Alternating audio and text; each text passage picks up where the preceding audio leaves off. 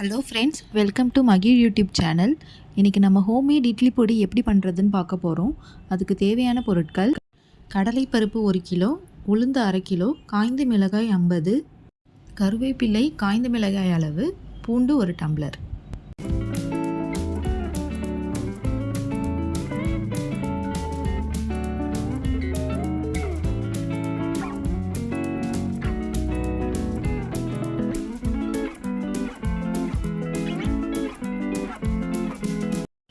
இப்போது கடாயை அடுப்பில் வச்சு மீடியம் ஃப்ளேமில் வச்சுடுங்க. உளுந்து கடலைப்பருப்பு ரெண்டையும் போட்டு நல்லா வறுத்துடுங்க. கிண்டி விட்டுட்டே இருக்கணும், இல்லைன்னா கருப்பாயிடும். நல்லா செவந்து வர வரைக்கும் நல்லா கிண்டி விடணும்.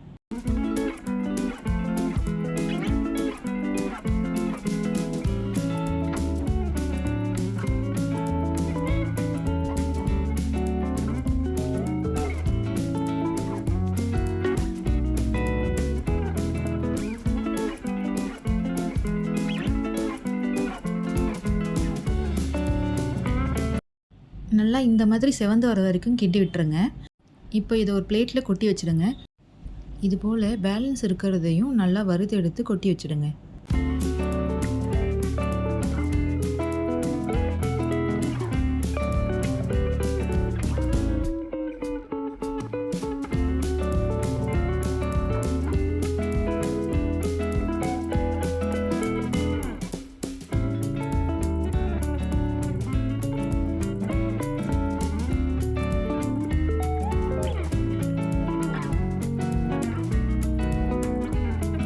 கடலைப்பருப்பு உளுந்து ரெடி ஆகிடுச்சு. இதே மாதிரி காய்ந்த மிளகாய், கருவேப்பிலை, பூண்டு இது மூணையும் தனித்தனியாக போட்டு நல்லா வறுத்து எடுத்துருங்க.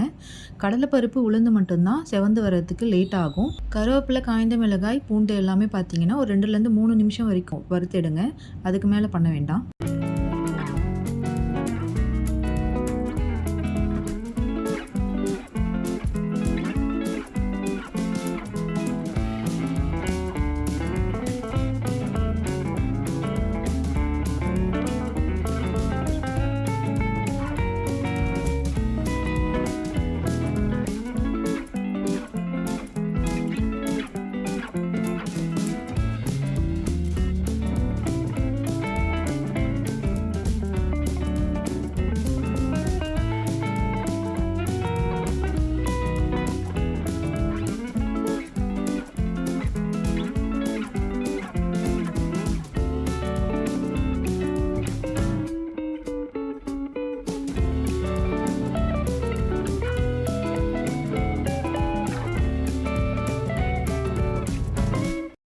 இப்போது தேவையான அளவு உப்பு சேர்த்துக்கோங்க. கல் உப்பு சேர்த்துக்கோங்க, நல்லாயிருக்கும்.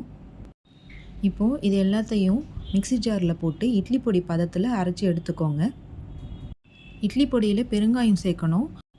ஃபஸ்ட்டு ஜார் அரைக்கிறப்ப மட்டும் ஒரு 1/2 ஸ்பூன் பெருங்காயம் போட்டு நல்லா அரைச்சி எடுத்துக்கோங்க.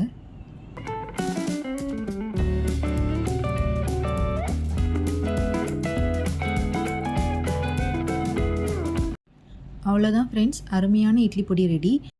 இந்த வீடியோ உங்களுக்கு பிடிச்சிருந்ததுன்னா லைக் பண்ணுங்கள், ஷேர் பண்ணுங்கள், சப்ஸ்கிரைப் பண்ணுங்கள். மறக்காமல் பெல் பட்டன் கிளிக் பண்ணுங்கள். அப்போ தான் நான் போடுற வீடியோஸ்க்கான நோட்டிஃபிகேஷன் உங்களுக்கு உடனே வரும். Thank you friends.